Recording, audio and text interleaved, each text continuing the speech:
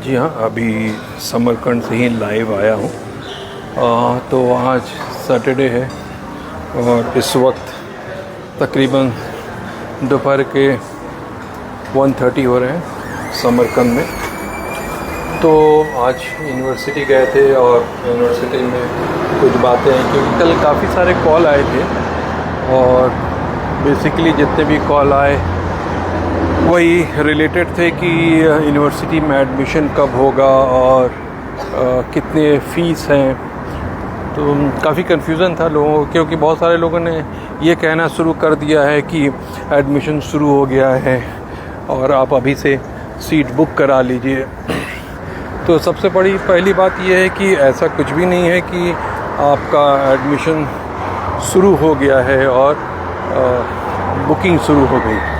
हाँ, ये है ज़रूर कि इस बार समरकंद मेडिकल स्टेट यूनिवर्सिटी में इतना आसान नहीं होगा कि एडमिशन हो, क्योंकि डिमांड ज़्यादा है और लास्ट टाइम भी बहुत सारे बच्चे आए थे, इस बार भी आएंगे। तो अभी तो आप लोगों का बहुत सारे बच्चों का एग्ज़ाम है, मतलब सारे नीट का एग्ज़ाम देंगे 4 मई को। तो उस वक्त अंदाज़ हो ही जाएगा कि किसको कितना नंबर आ रहा है। तो जो मेरिट में बहुत अच्छा करेंगे इंडिया में हो जाएगा, नहीं तो बाहर। हाँ, तो आप उस वक्त फिर देर नहीं करने का है कि जैसे आप डिसाइड कर लेते हैं कि हाँ हमको एडमिशन लेना है, तो फिर आप एडमिशन की तैयारी कर लें। तो अब कल जो कॉल आया उसमें यही था कि कितना फ़ीस लग रहा है। देखिए, आजकल समरकंद मेडिकल यूनिवर्सिटी का जो फ़ीस है वो है $3,500। इसके पहले वो 3,200 था, लेकिन $300 फ़ीस बढ़ गए। तो वो रहेगा। अब लोगों का क्वेश्चन था कि वहाँ पे जो खाने का पैसा कितना लगता है, तो वो करीब लगता है आपको $1,200 है। हॉस्टल में रहने का चार्ज $600 आता है। और फिर है कि पुलिस रजिस्ट्रेशन है, इंडिया का वीज़ा है, कुछ पेपर वर्क होते हैं, उसके पैसे लगते हैं। तो अगर कोई समरकंद मेडिकल यूनिवर्सिटी के अंदर किसी ने कल कहा कि उनको किसी ने कोटेशन दिया है कि पूरा का पूरा पढ़ाई यहाँ पे जो है 20 से 22 लाख में हो जाता है, तो मैं आपको ये बता दूँ वो सरासर झूठ है। ऐसे बहुत सारे अट्रैक्शन आपको दिए जाते हैं कि आप उनसे एडमिशन करा लें। कि आप सिंपल सा कैलकुलेशन आपको बताता हूँ कि आप देख लीजिए कि $3,500 अगर आपका फ़ीस है, तो जो डॉलर का रेट चल रहा है बिटवीन 85 to 87 डॉलर से, उसको अगर आप कैलकुलेट करेंगे तो 292 लाख, नियर अबाउट 90,000 हो जाता है आपको एक साल में। तो तकरीबन 17 से 18 लाख तो सिर्फ़ और सिर्फ यूनिवर्सिटी का फ़ीस हो जाता है। फिर बच्चों के खाने का है, फिर हॉस्टल का खर्चा है, पुलिस रजिस्ट्रेशन है, वीज़ा है। तो ये इम्पॉसिबल सा जब बात है कि 20 से 22 लाख में ये एडमिशन नहीं हो सकता है। अब आज मैंने एक लड़का मिला, कोई तमिलनाडु का, तो उनसे बात हो रही थी। तो उन्होंने बहुत पहले मेरे से इंक्वायरी की थी, तो $300 का डिफरेंस था, तो उन्होंने किसी और से कराया था। तो आज आए तो बुलाए कि सर अब तो सर्विस चार्ज जो है वो बोल रहे हैं 600 लगेगा, हमको बोला गया था आने से पहले कि $300 है। तो ये डिफरेंस ऐसे आते हैं कि $300-400 अगर हम आपको कम बताएंगे तो आप डेफिनेटली उधर अट्रैक्ट होके, कोई भी आदमी चाहता है कि 2 रुपये बचाना, तो वहाँ चला जाता है। लेकिन बाद में फैक्ट पता चलता है, तो आपको अब जब एडमिशन आप ले चुके हैं और आपने पैसा खर्चा कर लिया है, तो उस वक्त डेफिनेटली आप फिर $200-300 नहीं देखते, आप वो पैसा पे करके फिर कंटिन्यू करते। तो फ़ीस का एक ये मामला रहेगा इस साल। तो $3,500 है। अब डॉलर का रेट बढ़ रहा है तो डेफिनेटली वो भी थोड़ा सा खर्चा बढ़ जाता है। अब रह गई दूसरी बात कि लोग पूछ रहे थे कि हॉस्टल में खाना सुनने में आया बहुत अच्छा नहीं मिलता।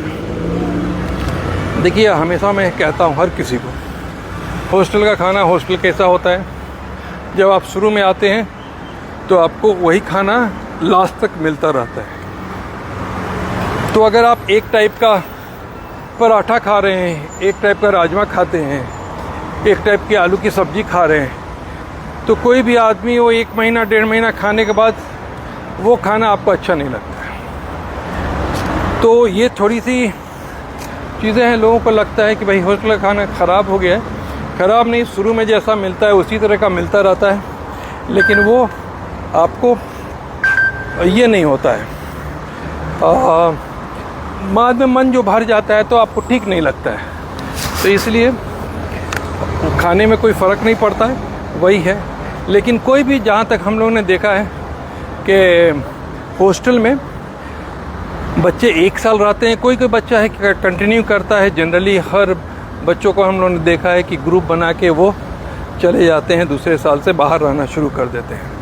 ठीक है, तो ये चीज़ें अब रह गई कि यहाँ का क्वेश्चन बहुत सारे थे कल, क्लाइमेट कैसा है।